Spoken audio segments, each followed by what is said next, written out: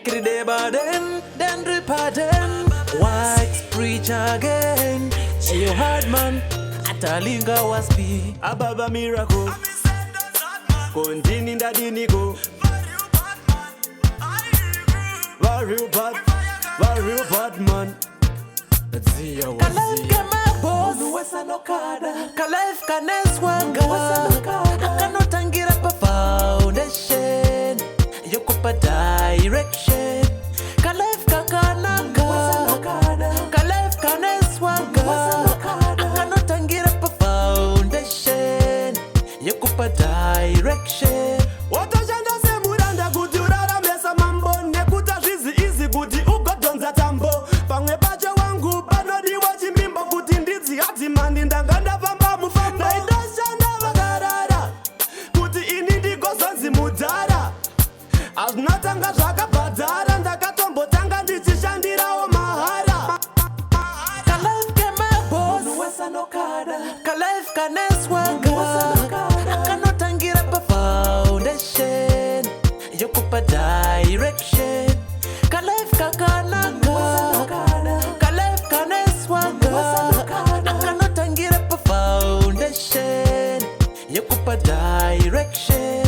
Kuti ugobudirira unototanga waleya besi rakasimba wangu ndofeya ugaronga zvakanaka hauzomboshaya unotofamba mushe ufunge pakuyenda haya sati bekuna matoka wana zvinokudetsa kana kuora moyo paya paunombopotsa nekuta zvizi nyore kuti ubude bhobho kumavambo ndokunotangira zvinhu hobho. Kalife kema boss, Kalife kaneswanga, akanotangira pa foundation, yokupa direction.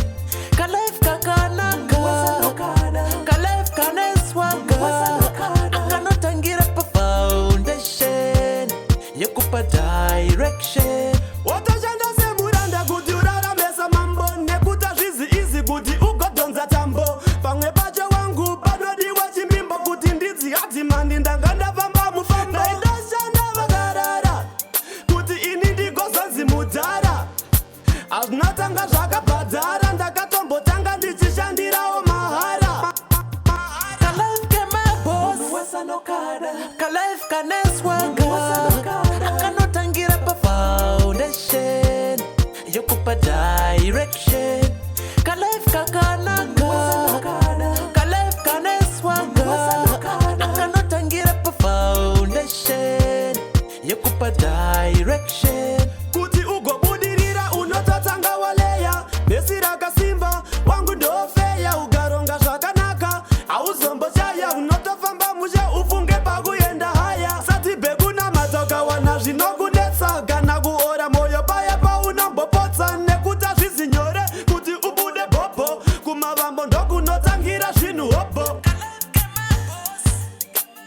Kalife kaneswanga, akanotangira pa foundation, yokupa direction. Munu wesa nokada,